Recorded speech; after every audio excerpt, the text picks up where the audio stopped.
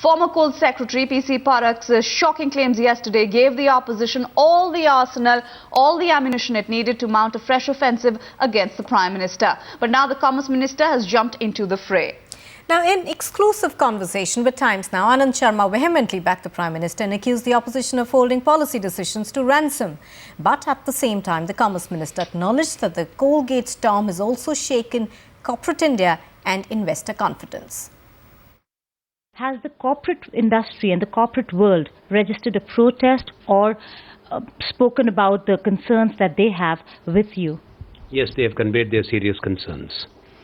What has been happening over a period of time and the indictment of the entire India Inc., ranging from telecom to power to the infrastructure sector, and therefore the concerns are real. We have taken note of these concerns. These are developments which were hurtful to the Indian economy. Is the government now really going to think of what the government has to do and take on when it comes to this entire issue? And how hurt will India Inc. be? Do you think investors' confidence would be shattered at this point in time? Well, the economic environment has been vitiated over the last 3 years because of a very negative narrative where fingers have been pointed, an atmosphere of fear, distrust created, where every signature has been questioned, every policy has been questioned, every decision has been not debated, but there have been allegations hurled recklessly. There have been institutions and bodies who have a constitutional obligation to do their duty, but not to create sensation and shock, and they have done it, including the Comptroller and Auditor General. Even before the Parliament of India scrutinizes the reports, judiciary takes cognizance, criminal proceedings are initiated, public prosecutors are appointed at the highest level. What is the dispensation of justice going to be in India? There are principles or the canons of natural justice which have to be observed. We are a constitutional democracy, not a banana republic.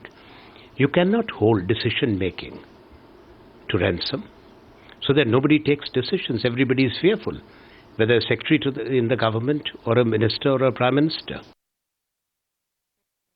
Do you think there has been an overreach by certain bodies, including the CBI over here, and also... I'm not commenting on CBI. CBI in this case is commenting on what the Supreme Court asked them. Supreme Court is acting on the basis of what the CAG report says. Former Coal Secretary Parak himself says that he is being persecuted over here, and if he is being questioned, then why not the Prime Minister in this entire matter? I do not know what he has said, in what context he has said. The fundamental issue is that when the Prime Minister takes a decision, or the ministers take the decision, should every decision be questioned?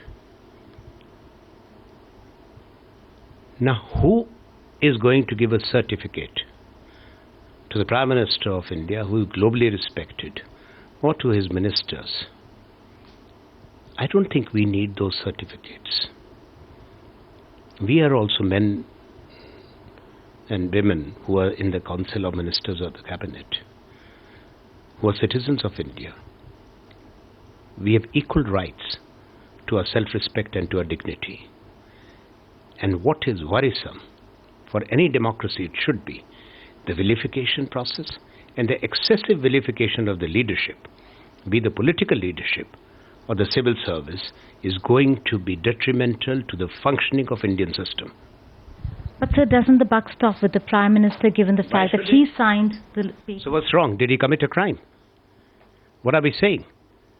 And if I go by what you have said, then nobody will sign any paper, whether a secretary or a minister or a prime minister, and we shut down the system.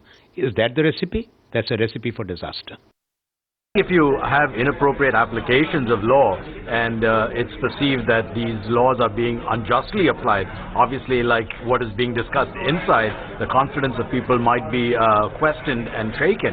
And so, but we have to ultimately leave it to the investigative agencies to come, and the court, because we believe in a fair, open, transparent court system, the judicial system, and ultimately the combination of an investigative agency and an open and transparent court system will ultimately bring the appropriate justice.